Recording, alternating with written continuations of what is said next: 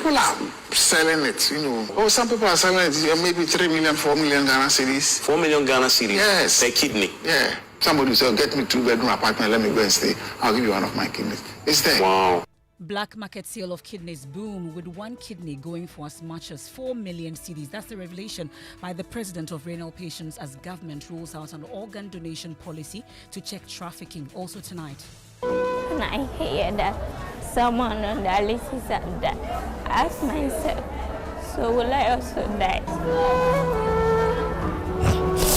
13-year-old Rosemary Boedu giving another chance at life as she receives $25,000 free of charge from Ibrahim Mahama for the much-needed kidney transplant.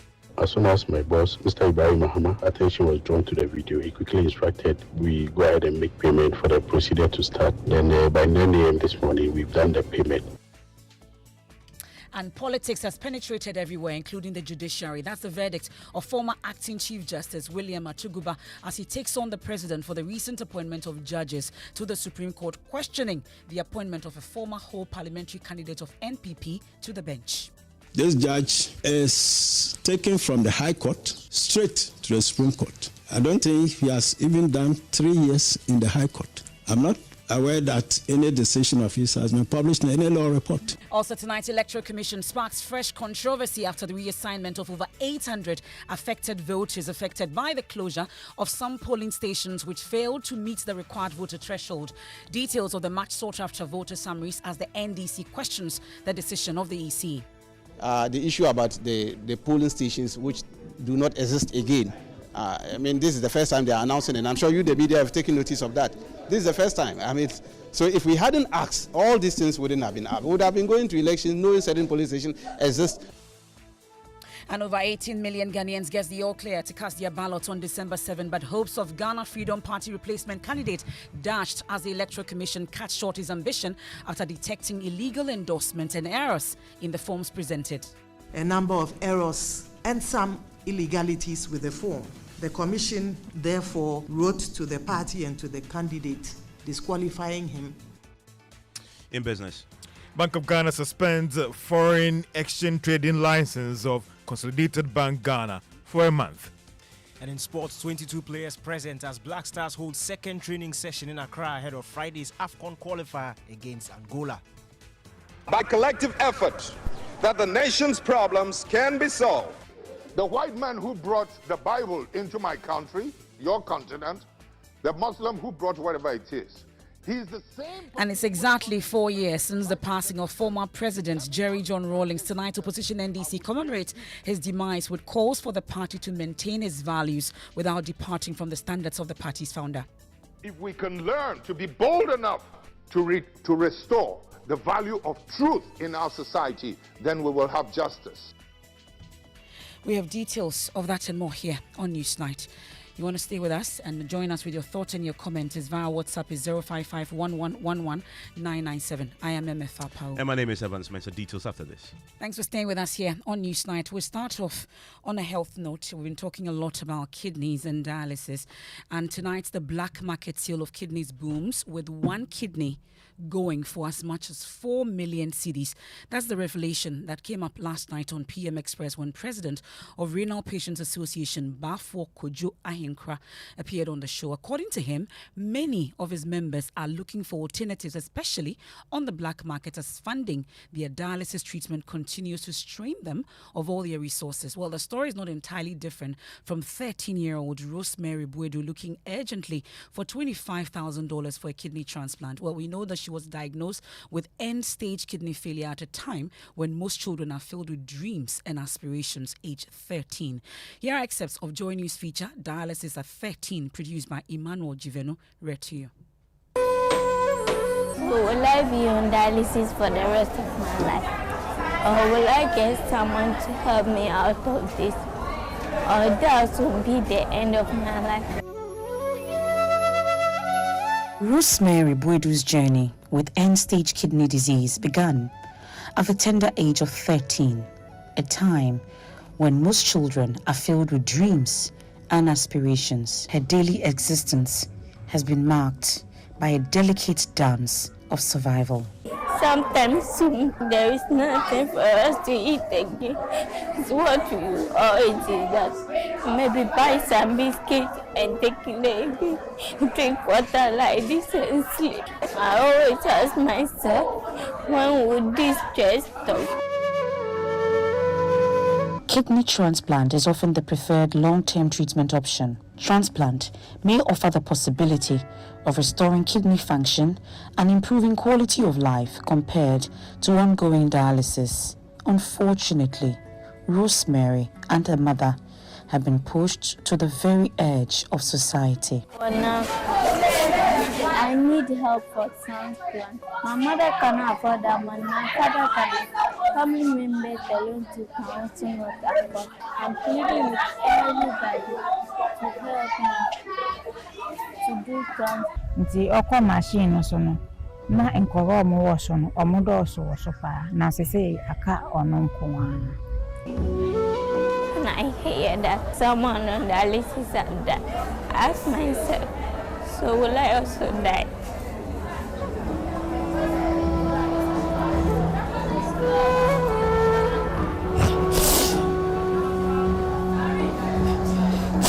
Manuel Jivenu's report for Joy News.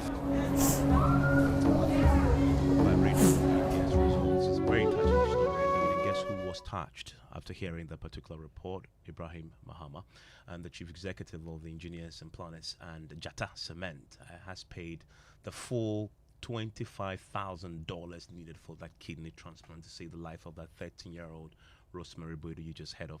Rafiq Mahama is a special aide to Mr. Mahama. As soon as my boss, Mr. Ibrahim Mahama, attention was drawn to the video, he quickly instructed we go ahead and make payment for the procedure to start for our daughter. So I quickly contacted the Joint News team to notify them that this is the instructions coming from my boss, Mr. Ibrahim Mahama. Then by 9 a.m. this morning, we've done the payment. We wish her a speedy recovery. We hope that the procedure goes well, everything goes well. And there are so many works that we do, but because this one is more media centered story, that's why it's out there. But we do a lot of philanthropic work out there, both education and other sectors. And Mr. Ibrahim Mahama has that kind heart towards humanity. Then we always reach out to those in need, and we try to help them as soon as possible. Then we wish our daughter a speedy recovery, and we hope that everything goes well.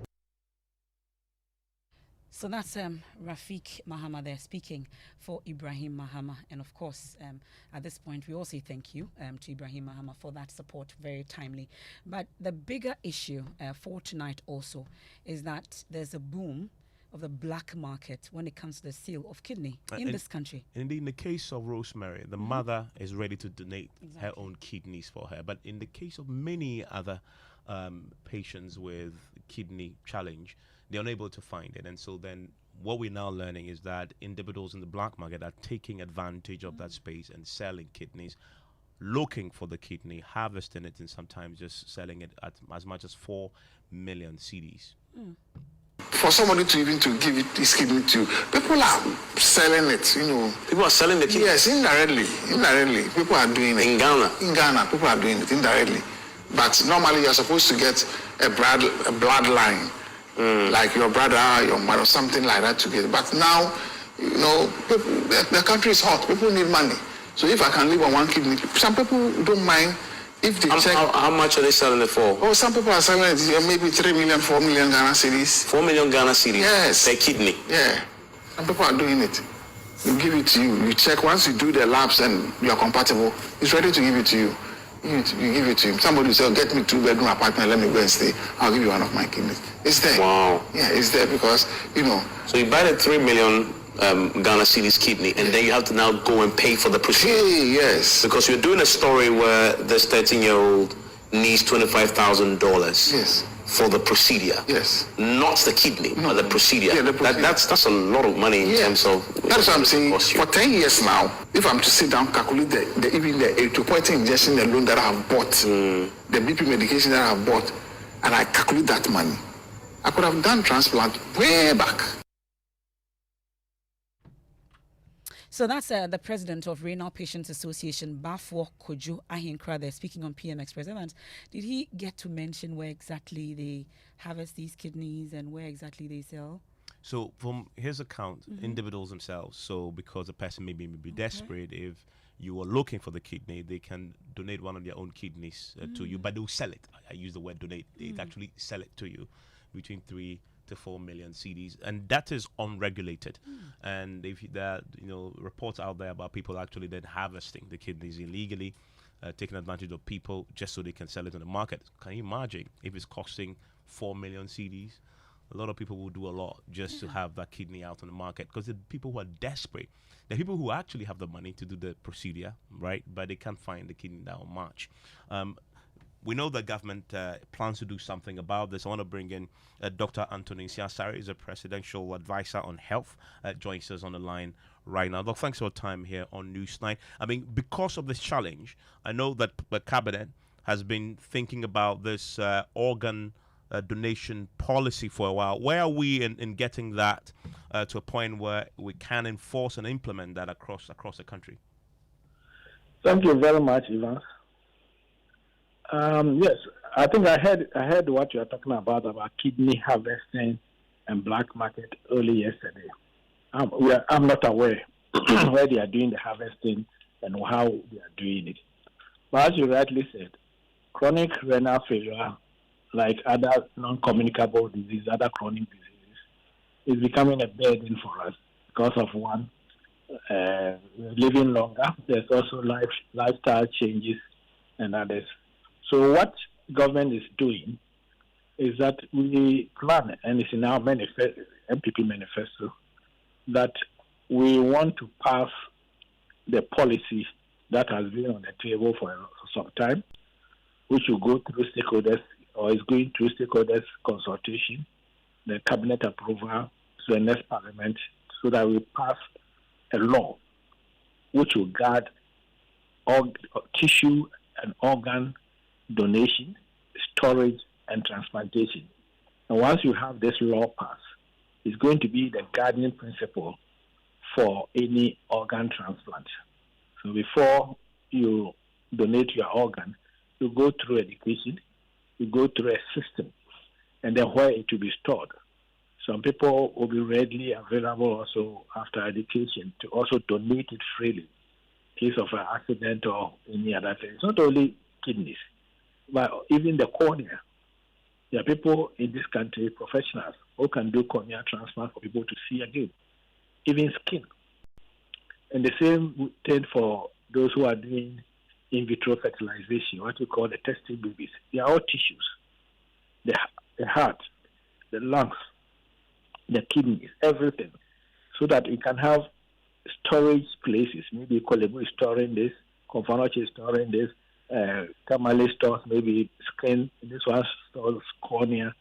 And then we will then regulate who gets it and when the person gets it and how they get it. And this will be the way that will minimize or will stop any black market area. Because doing black market for organ black market area is a very serious offense. And I believe that when there's a law like this, it won't happen in this country. Or even if it happens, we will get the corporation and then do whatever you want to do to them. The big question then is, how soon will this materialize? We're looking at timelines for this. We're all thinking that we could have gone through this law by this parliament. But this parliament has a few days to go. So we believe that it will be one of the first things to be passed into law during the ninth parliament. Well, when we hear about these organ, black market issues, most of the time people attribute it to certain countries like India, amongst others. I'm surprised you're also saying that this is the first time you're actually hearing it when you're on PM Express last night. But I'm sure since then you've been finding out about how prevalent this situation is as we speak in Ghana. What did you find?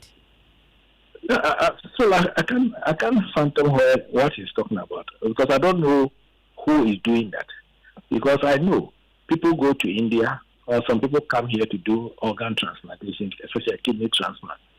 They normally use their relatives, either a close friend or close relative, but I'm not aware. And I don't think any of the doctors who are doing the transplantation are aware that apparently these kidneys are bargained and then paid for 4 million Ghana cedis. I'm not aware of that. Maybe my old friend Ahenkwa will be able to tell us if somebody has charged him 4 million to give his kidney to you. But normal people use either their mothers or their brothers or close relatives to give them their kidneys. Because everybody has 2 kidneys. If you are okay and then you can give out one of your kidneys, I don't believe that people go out there looking for people to sell their kidneys to them. I know, as you rightly say, in some other countries, but in Ghana, I don't think it's as rampant or is happening a lot. Because only few kidneys transplants are done in this country. They come, they do a few of them and go away. And maybe some people go with their relatives or people that are going to donate kidneys to India to do it. And they are not as many as that.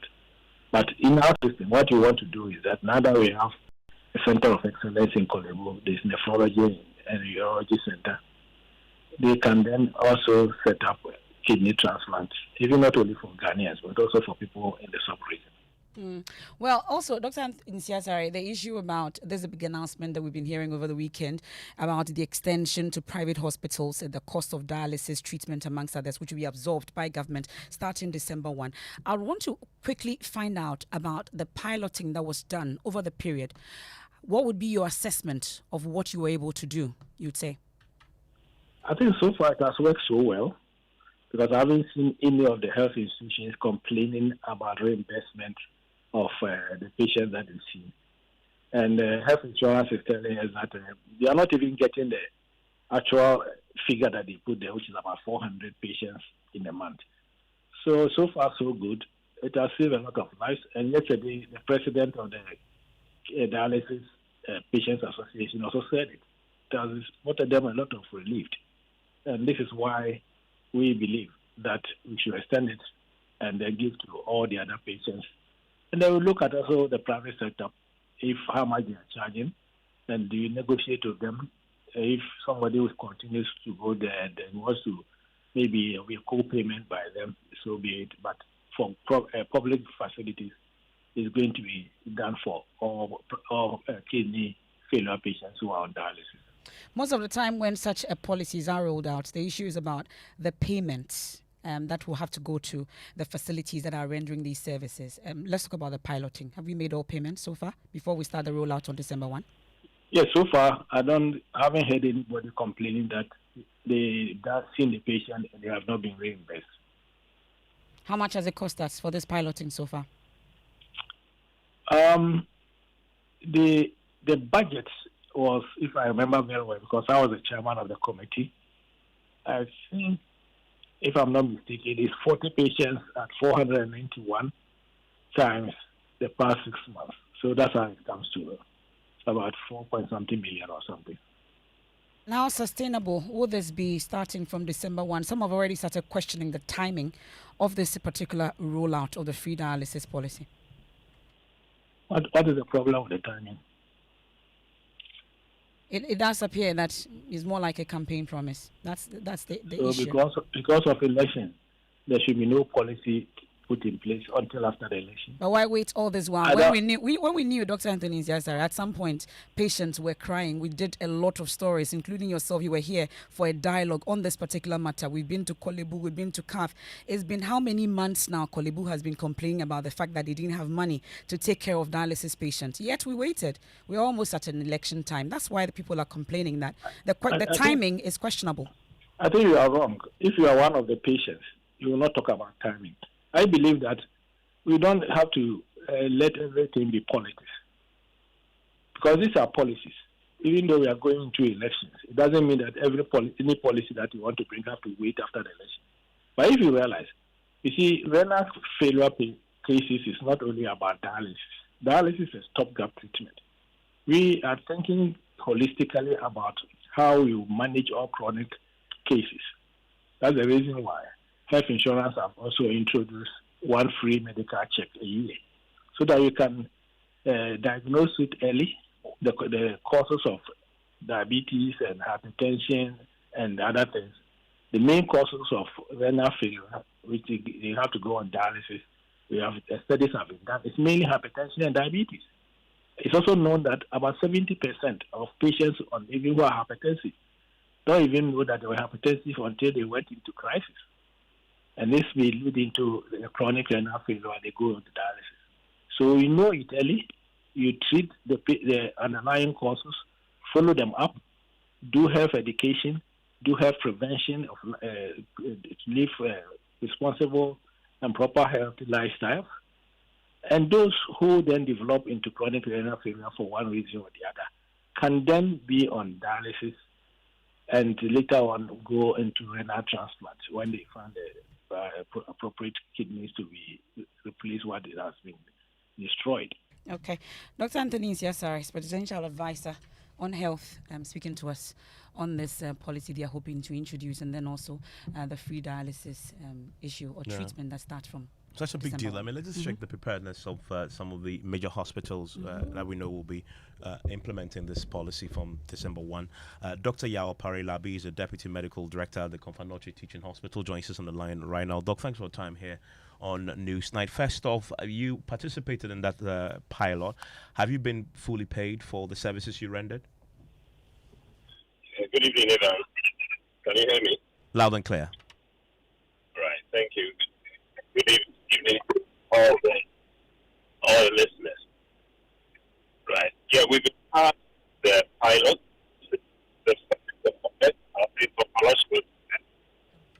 Yeah, apologies there. Let's get him on a better connection.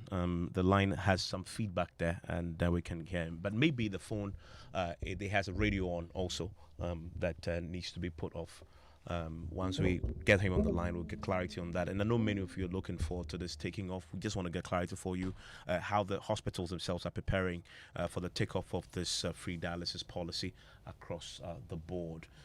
Now, the CDD fellow on health, Kwame Sapasudu, who was also on the show, is questioning the timing of the free dialysis rollout, which you have asked MFA on to the special advisor on health on that particular subject. We'll hear pretty shortly from the Confanoche Teaching Hospital Deputy Director who will join us now. I believe he's on.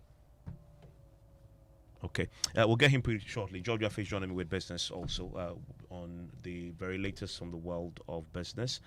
And we'll also be hitting the campaign trail pretty shortly. In the meantime, listen to, we can now speak to Dr. Yao Parilabi, who just reconnected with us. Hopefully the line is better. Now, Doc, can you hear me, sir? Hello, yes, good evening, Evan. It is better, yes. I was asking you if you've been fully paid for the services you rendered. All right. I think your first question had to do, you asked whether we were part of the pilots. Yes, were you? Yes, Confanoche Teaching Hospital has been part of the pilot. We were the first to roll it out, where we have three categories of patients. We have the 18 and below, 18 years and below, 19 to 59 years, and then we have the 60 years and above. And these three categories have been receiving dialysis free since the 1st of August. Have you been paid fully, reimbursed by the National Health Insurance Authority? We have been paid. Payments are ongoing. So in terms of whether payments are up to date, I need to cross check with our finance department.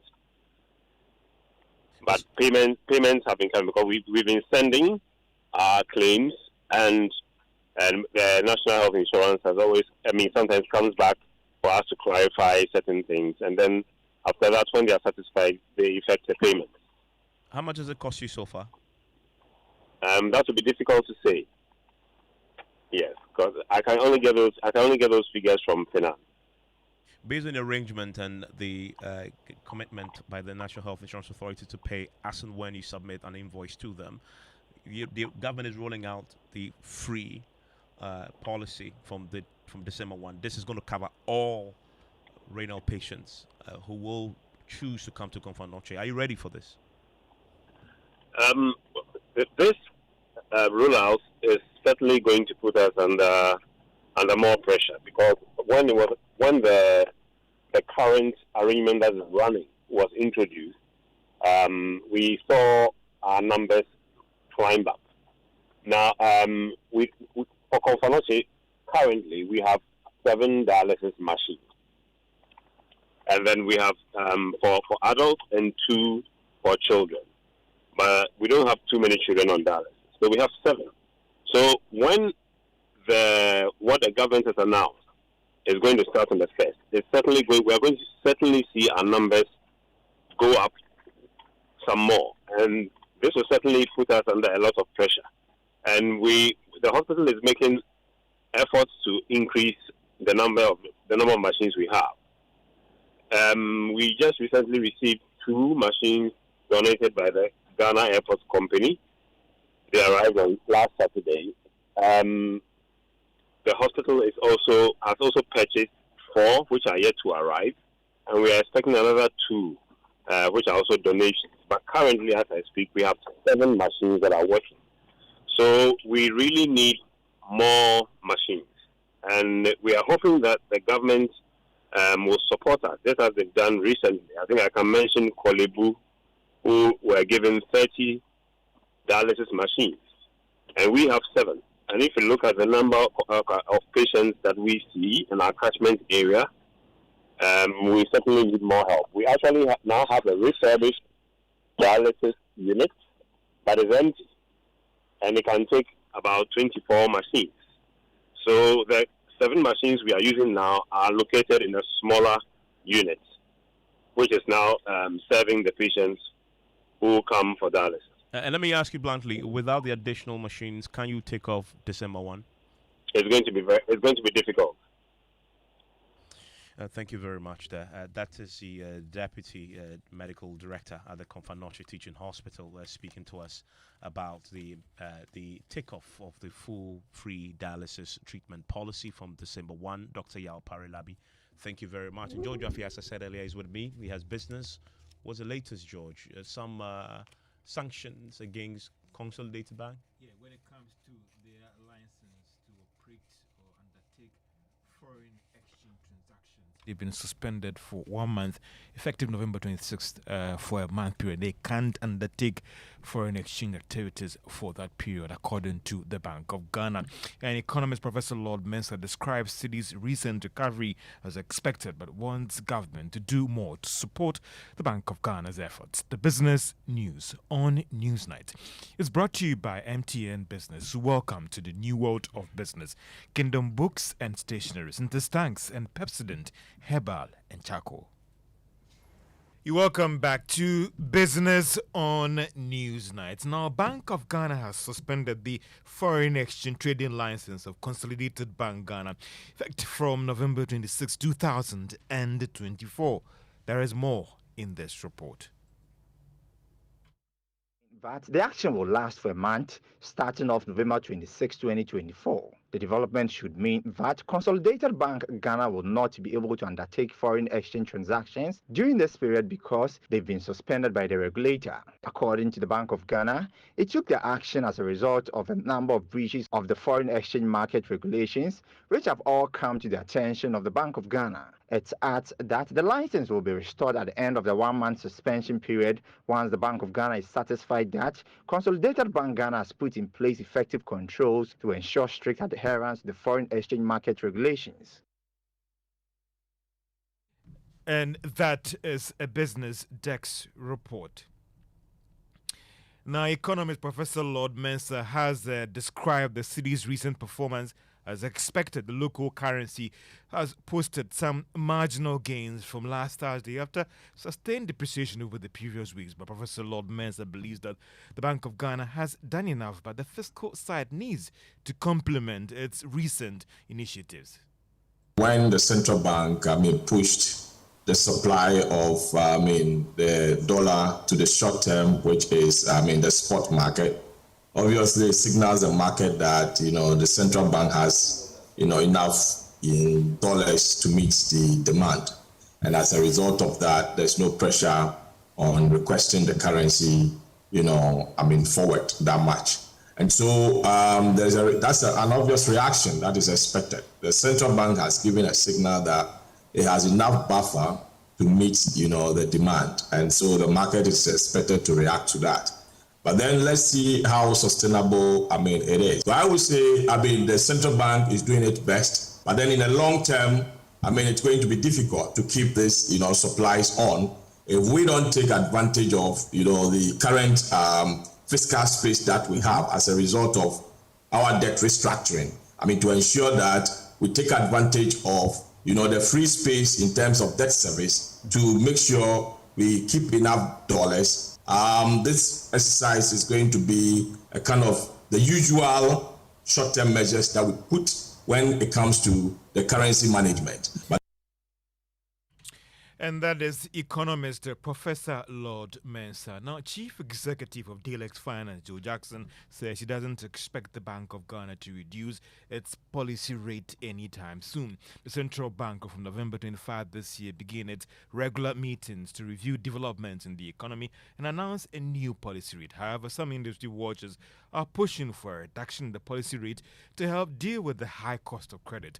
But speaking to Joy Business at the Bank of Ghana Stakeholders Forum on Collateral Enforcement, Jackson noted that the October inflation hike might make this difficult.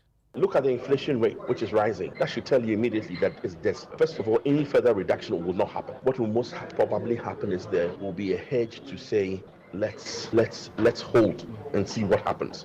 Remember, the food inflation is rising in September.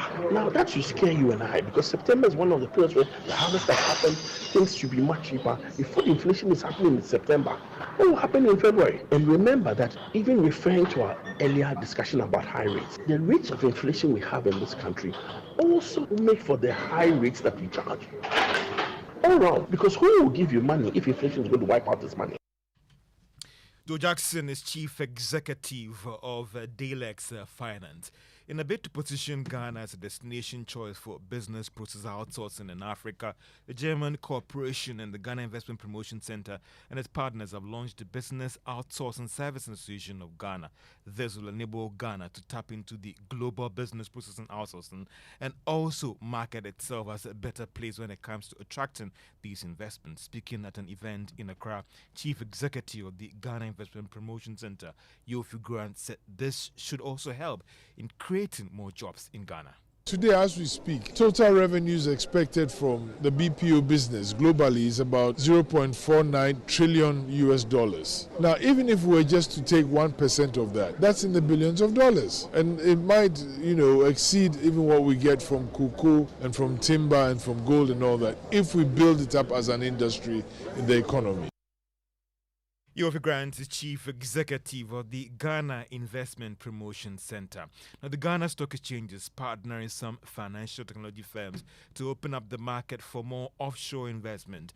Managing Director of the Ghana Stock Exchange, Abena Moa, disclosed this to Joy Business after a short ceremony to celebrate the 34th anniversary of the Ghana Stock Exchange. So some of the fintechs, some of the partners we are working with are associated with our stock brokerage firms. So IC Securities, Data Bank, and a few others, FinCap Securities, many of the banks, etc., are all partners that we've given access to our system to be able to link their system and provide these tools to investors or create these opportunities for investors. There are also local fintechs like Second Stacks that we've again verified, provided access to our system, and today on the Second Stacks platform, investors can trade from Ghana in Nigeria, Kenya, soon to be announced, hopefully, BRVM. But this is a Ghana fintech that we worked with from Ghana Stock Exchange and facilitated their access to additional African markets. And we want to do more of those. Abena Moa is the Managing Director of the Ghana Stock Exchange. It might be a good time to look at the market and how things fare today. If you are a shareholder in GCB, each share that you are holding was up by 5 pesos to close at 6 Ghana Cedis, 30 pesos. That also of ETI was up by a peso and it's now closing at 25 pesos. And that's all for business on Newsnight. Back to you, MFA, or back to you to our sports presenter. Yeah, so Mr. Cranton is here with the very latest. Hello. Evans, let's jump straight into the stories. And 14 players joined in to take the overall number to 22 players who took part in the Black Stars training session in Accra earlier today. Jordan Ayew, who will captain the team during the international window, Fatah Isahaku, Enes Nyama, and Lawrence Atizigi are among those who joined in today's session. Fullback Ebenezer Annan is expected to join the team later tonight ahead of tomorrow's flight to Luanda, Angola. Ghana will take on Angola on Friday in their penultimate AFCON qualifier. Still, the Black Stars head of communications for the Ghana Football Association, Henry Asante Chum, has confirmed that the team is unlikely to receive external visits from persons of influence due to time constraints ahead of Friday's qualifier. It's something that came up this morning in our normal technical team meetings. Unfortunately, we do not have time on our hands. Today's training is the first one. Tomorrow they will train, and then Wednesday we'll do light training before we depart for Angola. So we do not have enough time to go through all those pleasantries that we normally take the team through when they are in camp. So as things stand, the simple answer to your question is no. Head of communications for the GFA, Henry Asante Chum, bringing an end to sports. Back to you, Evans. Thank you very much, Cranting there. Still live here on News 90 on Joy 99.7 FM. Tonight, former Supreme Court Judge William Atogaba is taking on President Akufo-Addo for appointing the former whole parliamentary candidate of the MPP, Ernest Gaiwu, to the Supreme Court. In an explosive interview with Elton Brobe on the back of the Supreme Court ruling on the declaration of some 4 seats vacant in Parliament, Justice Atogaba expressed worry at how politics is permeated decision-making at the Supreme Court. That's why, anyway, you see, matters this country. We want to pretend, but politics has entered everywhere. Why do you say so? I mean, I'm coming. Politics has entered everywhere. These politicians, you know how they operate. They are not interested in the righteousness of the matter, the correctness, but the party inclination. And that is what they use. So even somebody can know clearly that what he's standing on is wrong, but he will push it. And, a court is a court. If you persuade it for whatever reasons, I don't know, that adopts your view. The process is such that there are checks and balances. Why would people think that because certain judges have been appointed by the president, they will toe towards the line of the government in question? Well, let's take one example. I've nothing against that judge. As a matter of principle. Right. This judge is taken from the High Court straight to the Supreme Court. I don't think he has even done 3 years in the High Court. I'm not aware that any decision of his has been published in any law report. What then so qualifies? And this person was MPP parliamentary candidate for whole constituency in 2020, I think. Yes.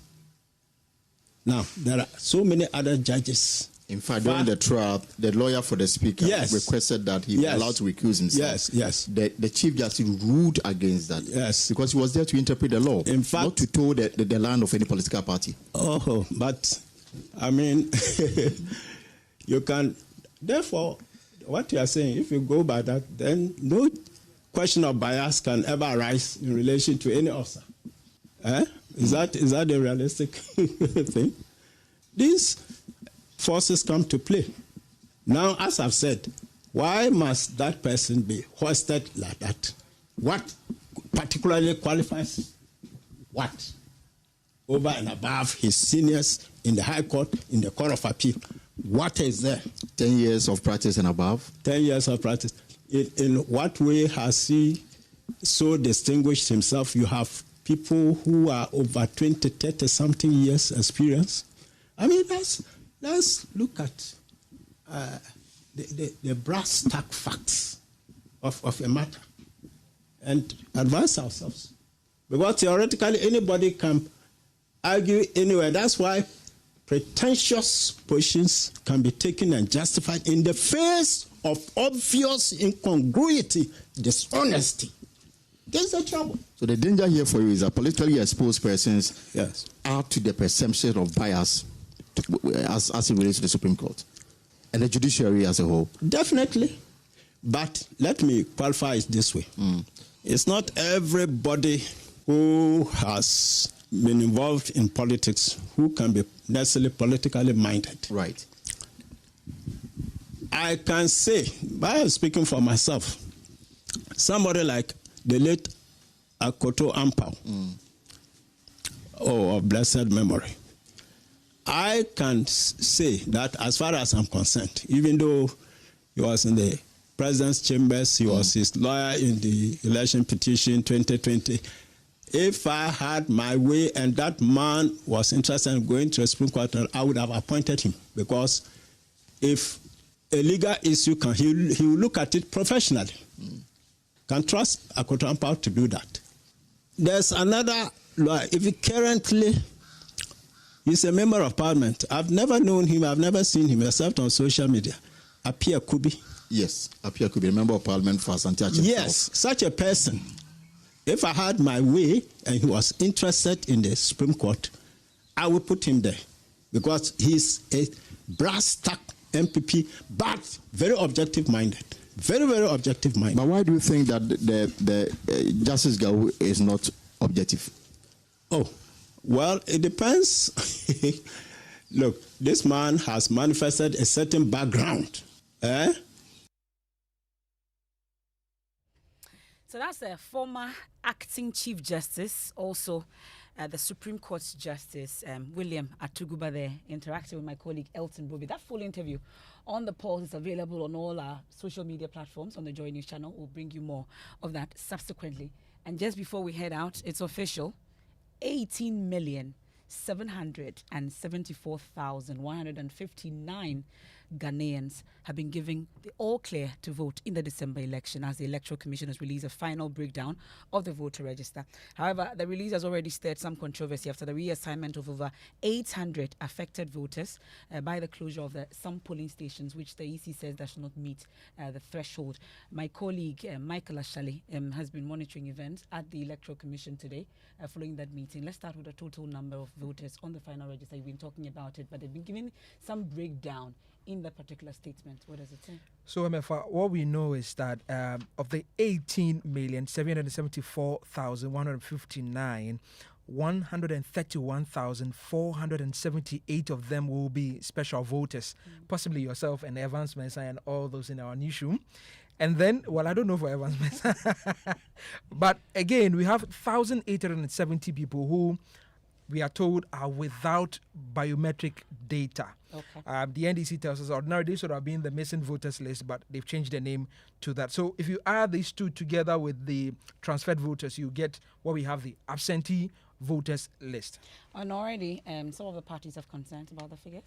Yes, well, the NDC, for instance, tells us that if today's meeting didn't happen, and without this particular breakdown, we wouldn't know exactly this closure of polling stations that have come through today. You can listen to the Deputy Director of Elections and IT, Rashid Tanko, explaining this to me. I was grateful to thank them for bringing that one, but it fell short of the original summaries. And then that's why we asked for. And clearly, they know it. That's their job. That's why they were silent about it. Mr. Tanko, so have you now taken your final voters register? Yes, I've requested. They say I should wait for it. They are bringing it. But are you satisfied? And almost days ago, just last week Wednesday, when you came here for the final voters register, you asked for some documentation. It's taking close to 5 days to get you that document. Are you satisfied now with the breakdown that they've given you? Well, we have taken notice of it. We've studied it. We've made relevant requests again on the list that they have provided. You will see that they've thought of some 884 missing absentees, and due to non-existence of certain polling stations. I mean, this is a revelation they have made in their letter. So we want to get information on that. Based on that, we can come out whether we are satisfied with what they have presented or not. They will keep the party's name, candidates and everything on the paper. Nothing will change. Do you have any questions about that? You don't think that it will disturb the voting part? But well, anybody who thumbprint on Okeadon will become a rejected ballot. And Evans, we know that 12th November 2020 at exactly 10 a.m. it marks the demise of Ghana's former president, Jerry John Rawlings. And today, the opposition NDC has been commemorating the passing of its founder, with various speakers calling for party members to adhere to his values and standards. We'll bring you more from that event subsequently. That's it for Newsnight. I am MFR Pau. And my name is Evans Mens. I will leave you with just a clip from Jerry John Rawlings, as we've missed him. And then right after that, we'll take you live to the British Council Hall, where we'll be listening to CDD's Continua Kremu lecture. You want to stay for that. Very riveting conversation just about to play out there. Stay with us here on Joy 99.7 FM.